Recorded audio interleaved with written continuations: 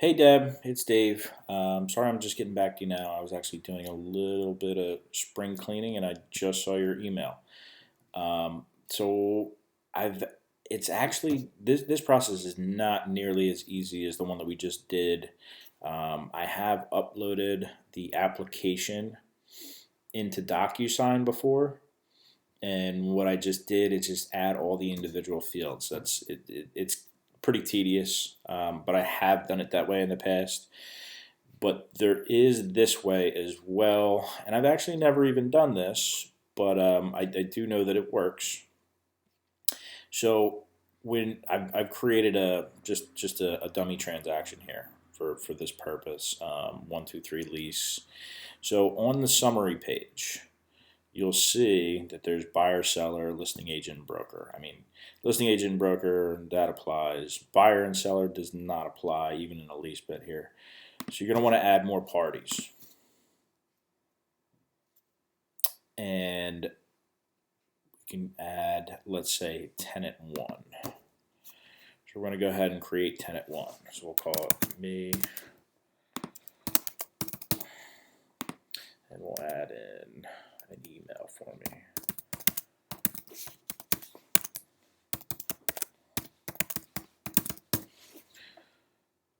And we'll want to go ahead and save as contact, invite to transaction, and click save. Okay, so now it's going to ask for this user's permissions, right?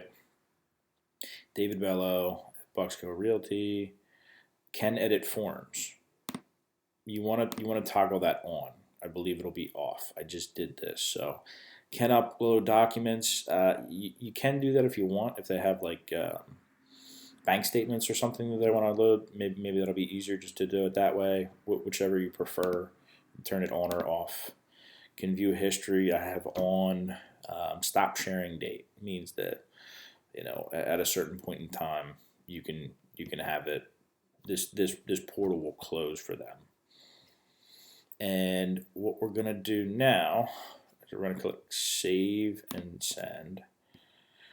So, and up here, there's a couple options. You're gonna want to make sure you send it through ZipLogics so that it comes directly through there. To David Bello, any notes or information that you want to add in there, and click send. So that just sent them an invitation. At this point, we have not shared any documents with them yet. So we'll send them an invitation, and then they can sign in and create a password and view anything that you have in there. So now at this point, we're going to go to the Documents tab. Now that we have tenant 1 created, Documents, and we're going to add in our rental application.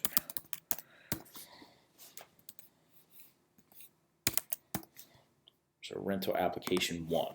And 2, if applicable, you'll have to create that person as well. For this purpose, we'll just do rental application number 1. So in the Documents tab here, what you see that you have your rental application now. What you're going to want to do is click this button, the share button. And then it's going to have your list of contacts up here. So we just created this contact. We want to share it with David Bello, and we're going to share this rental application. And if there's something that you have in the folder that you want to add, you would click the add documents here, and you would just check them off. And then we're going to select David. So what's happening right now is this is the folder showing who the documents are shared to, and you can turn them off at any time. But this is how you want to get started. So what it looks like on my end, once we let me go to my other email. Okay, so see, I have a collaboration sent from me. So this is how it's going to look on the client's end. They're going to get an email from you saying that there's a collaboration, and they'll open up the window. And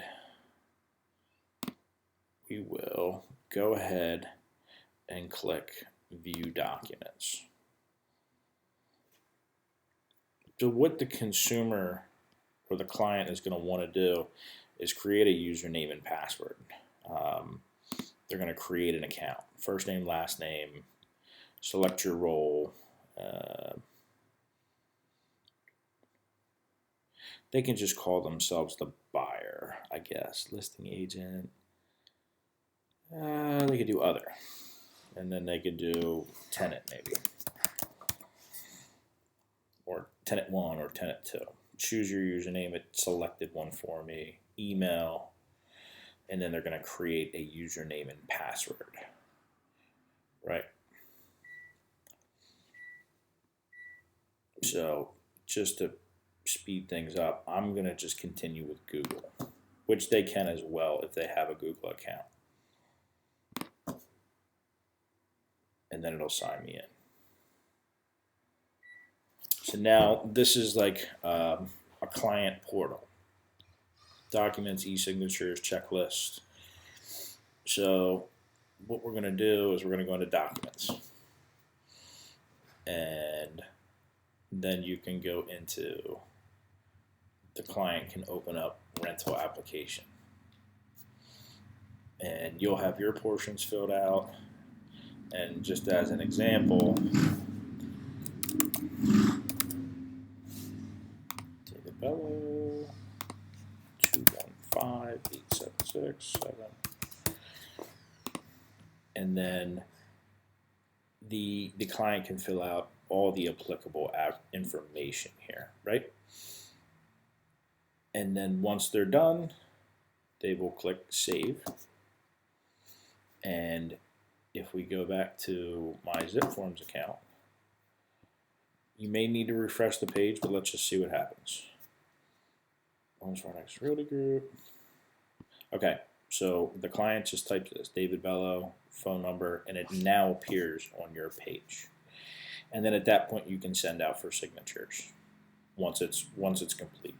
If the client wishes to do this as a PDF and can't print it out and fill it out and send it back to you, this is the process that we have to use here. Unfortunately, they have not made this one as easy for us, but there is a way to do it.